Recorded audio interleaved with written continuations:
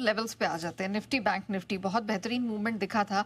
क्या निफ्टी 25,500 के लिए रेडी हो गया है और बैंक निफ्टी का अगला पड़ाव? नहीं है, ये मैं ऐसे छोटे सवाल का जवाब नहीं देता। 25,500 क्या नहीं, आज ये तो हो जाएगा। ठीक है, अगला टारगेट क्या है? 25,500 ये सामने दिख रहा है, इधर हो ही जाएगा। 450 जैसा तो आज दिख ही रहा है, राइट? अगर 100 पॉइंट ऊपर एनीवे, बट आपका सवाल सही है। अगला टारगेट क्या?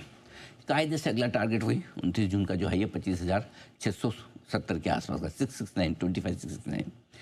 मेरे लिए जो रेंज बन रही है 25,500 25,650 की रेंज है, यहाँ पर जाकर रुकेंगे और यहाँ रुकना भी चाहिए, ईमानदारी से रुकना चाहिए। इस रेंज में कहीं भी रुकेंगे, और वो 500 पे रुक जाएँ, 600 पे रुके, 650 के आसपास रुकेंगे और रुकना भी चाहिए। क्या है, देखिए स्पीड धीरे धीरे इस बार बाजार की, इस बार बाजार में बढ़ने की स्पीड ऐसी है ना, बहुत बढ़िया है, और इसलिए रिस्क कम है।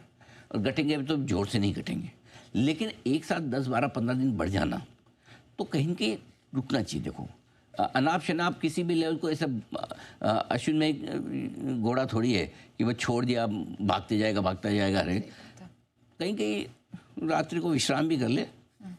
सो मेरा ये मानना है कि कुछ बड़े लेवल के आसपास बाजार को रुकना चाहिए। उससे क्या होता है, उस लेवल पर हर इन्वेस्टर ट्रेडर व्यू लेता है फिर, यार अब मैं क्या कहूँ, लूँ कि बेचूँ। जैसे 24,400 पे डबल बॉटम बनाने की कोशिश की, वहाँ पे आपने व्यू लिया ना, एक व्यू आएगा आपका 24,300 घटते, देखो वो ये हो जाएगा वापस 21,750 आ जाएगा पुराना वाला, क्योंकि आप डबल टॉप बना के नीचे आ गए और नीचे वाला बॉटम तोड़ दिया तो रिस्क खुल जाती। दूसरा व्यू कि नहीं यार यहाँ रुकेंगे तो वापस एक बार 25,150 पहुँचेंगे। अब 25,150 को पार किए तो अगला टारगेट जहाँ से अपन गिरे हैं 25,670 से, तो वहाँ रुकना चाहिए। तो मेरा ये मानना है, हमेशा मैं बड़े लेवल को रेस्पेक्ट देना कि मैं विश्वास करता हूँ, चाहे नीचे की तरफ हो चाहे ऊपर की तरफ हो। तो ये अगला टारगेट अपना निफ्टी का क्लियर है। ठीक है, 25,000 25,150 अब मजबूत सपोर्ट हो गया, तो आसानी से ये रेंज टूटेगी नहीं, इसलिए आपके रिस्क आपको पता होनी चाहिए। 1.5% की रिस्क है निफ्टी में, विच इज़ फाइन। अब ऊपर क्या, बैंक निफ्टी 55,675 600 675 छोटी सी रुकावट की रेंज है, 600 से 675 मैंने एक ही लेवल ले लिया, 600 675 ठीक है। इसको पार करके निकले, ठीक है, 55,700 55,675 के ऊपर, तो 55,850 56,150 जो आपके हाई बने थे उस समय के, ये वापस आ जाएंगे। वहाँ पर आपको पहुँचना है। जो जब निफ्टी ने 25,670 का हाई बनाया था, बैंक निफ्टी का हाई 56,150 का था, लगभग वहीं पहुँचने की कोशिश की। 18 अगस्त के हाई है निफ्टी के, वहाँ जाना है, क्लियर कट है। ऑलराइट, जो टारगेट्स आ चुके हैं और जो टारगेट्स अगले आने वाले हैं, इसकी तैयारी आपकी आज कल या इस हफ्ते नहीं कई हफ्तों पहले कराई थी। किस तरह के पॉलिसी ऐलान हो सकते हैं और उनका क्या इम्पैक्ट होगा, ये भी आपको बताया था, और ये तैयारी करवाई थी आपके चहेते चैनल जी बिजनेस ने। कोई न कोई ऐसा संकेत जो या तो हमारे लिए यहाँ मैन्युफैक्चरिंग बढ़ाने का काम करे या हमारे यहाँ कंजम्पशन बढ़ाने का काम करे, तो अगर ऐसा कुछ आ जाए तो मजा आ जाएगा। डबल पार्टी 25,000 के पार 25,160 के ऊपर टिक जाएंगे ना तो मजा आ जाएगा। वो मेरे लिए है ना थोड़ा सा इंपॉर्टेंट लेवल है। एक बड़ा एक्शन बाजार में बनता हुआ दिख रहा है। 25,200 को भी पार करने के बाद एक्शन और बढ़ेगा, ये मान कर चल सकते हैं। तो पहली चीज ये कि शॉर्ट रहने में समझदारी नहीं है। दो बड़े लेवल इंपॉर्टेंट है ऊपर निफ्टी पर, 25,250 और 25,325। हम इंतजार करेंगे, देखते हैं। शुरुआती कारोबार में ऊपर में 325-350 रुकावट का लेवल है पहला निफ्टी पर, 25,325 25,350 देखते हैं, वहां पर थोड़ी बहुत प्रॉफिट भी आ सकती है। 25,325 55,350 डन। ठीक है, व्हाट नेक्स्ट? अगला टारगेट निफ्टी का 25,400 और 25,450 है।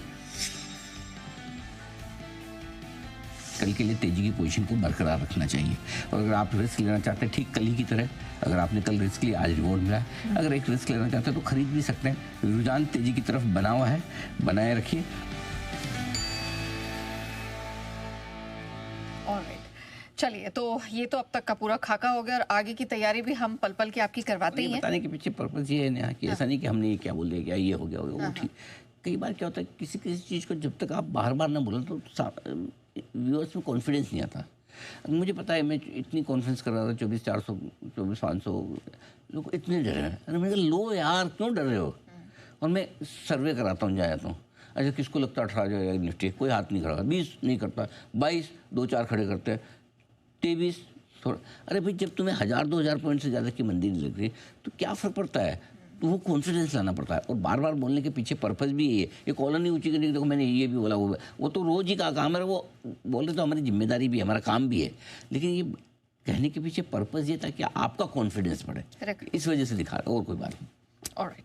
अच्छा सर, अब बड़े गैप से खुलते हैं, जैसे इंडिकेशन यहाँ गिफ्ट निफ्टी दे रहा है, तो मुझे खरीदना है या पहले बेचना? क्या बेचना करते हो? पूछना मेरा काम है। लेकिन खरीदने के लिए इंतजार करेंगे। 100 पॉइंट ऊपर खुल रहा है। क्यों? बड़े गैप से खुल रहा है तो हम थोड़ा सा वेट करेंगे। रीज़न ये कि हमें 2 जगह खरीदना है, पहले सपोर्ट लेवल पर और इम्पोर्टेंट सपोर्ट लेवल पर। दोनों का फ़र्क भी बता दूं।